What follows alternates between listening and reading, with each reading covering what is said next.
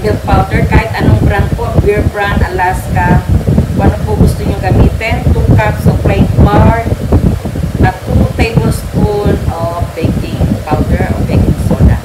Meron po tayong choco bits. Ito po optional lang po. Kung meron kayong peanut, pwede kayong magdurog ng peanut. So ngayon, imimix lang po natin. Meron pa pala tayong ingredients dito na kailangan natin ihalo. 1 tablespoon of powder and 1 tablespoon of cocoa powder. So start po muna tayo. Lagay natin ang brown sugar. I-mix po natin ang oil. Halo-halo lang po yan. Lagyan natin ng vanilla. Ng salt. Mix natin.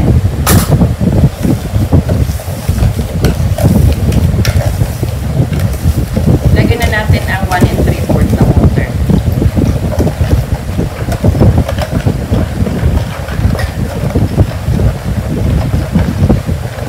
Kailangan kong malusaw ang sugar. Kaya haluin lang.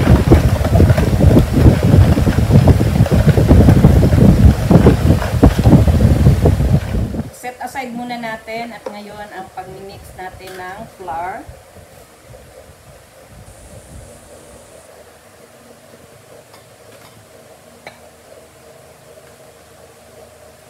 Mix natin ang milk, powder milk.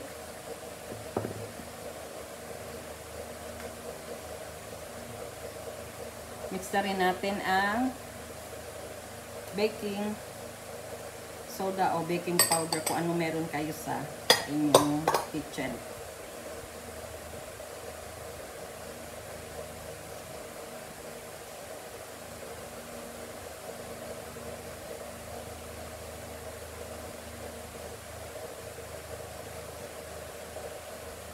Ngayon, ihalo na po natin sa ating wet ingredients.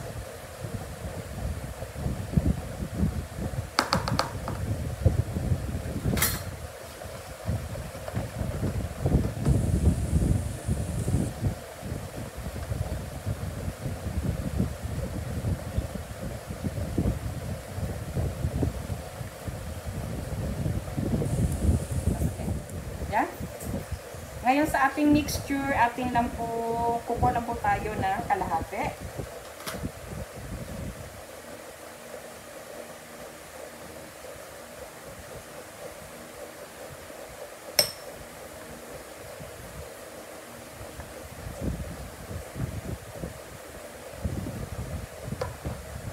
At ngayon lalagyan natin ng yung powder.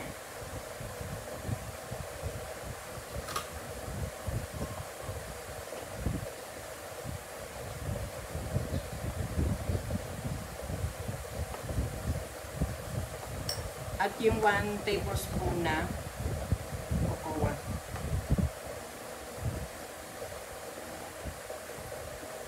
I-mix lang natin.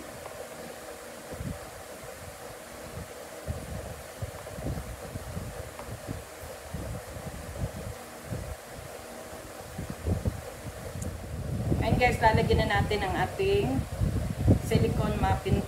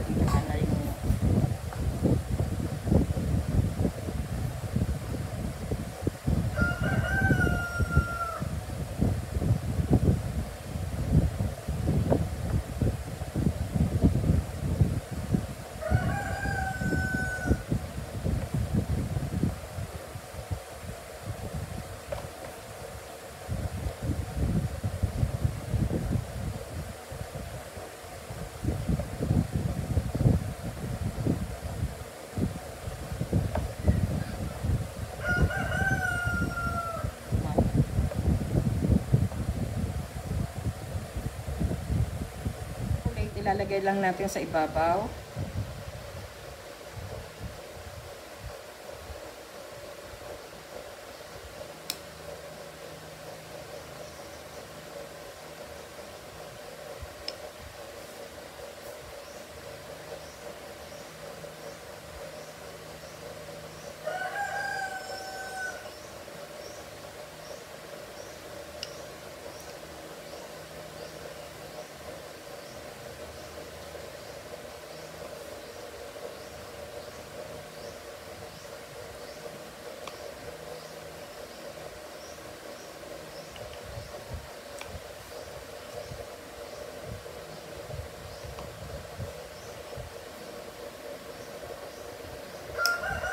Ngayon, mangangailangan po tayo ng stick. You just swirl it, swirl.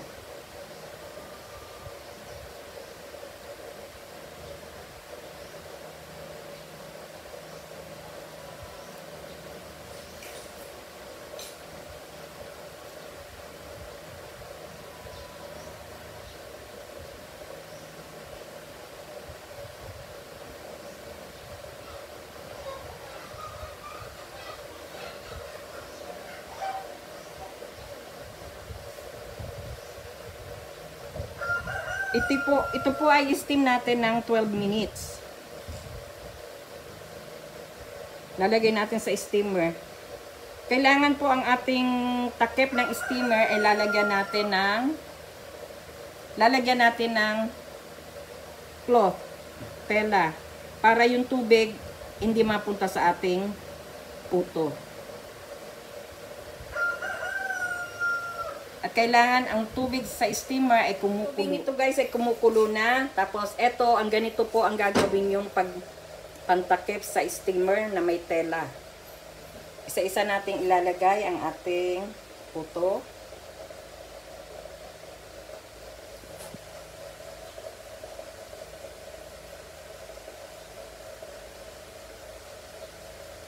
Kailangan hindi siya dikit-dikit. Kailangan may space.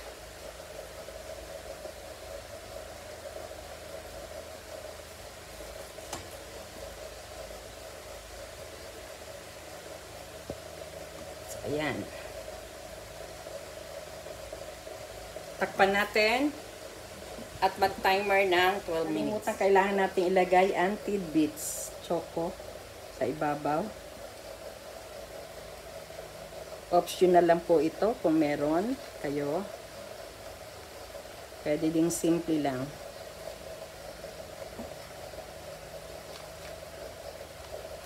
Leftover lang kasi ito nung gumawa ako ng chocolate cake para walang masayang. Yan. Kasi. So ito na guys, luto na siya after 12 minutes. Kaya tatanggalin na natin. And guys, may nagawa na tayong 2, 4, 6, 7. At ayan po guys, oh. Chocolate ang and then vanilla sa baba. At ubusin lang po natin ang ingredients kasi meron pa pong leftover tayo dito. At isasalang uli natin hanggang sa maubos lahat ang ingredients. So ayan. Yan muna sa ngayon. Ito guys, pan second batch. So ang nagawa natin sa ating mix na ingredients ay 14. So steam uli natin ng 12 minutes. Ating naluto pa. Sana matry nyo rin kasi simpleng-simple lang gawin ang marble cake. Ang marble na puto. Kaya guys, thank you for watching. Please don't forget to subscribe, like, comments, and share. Don't forget to click the bell button so you'll be notified in our next video. Bye-bye!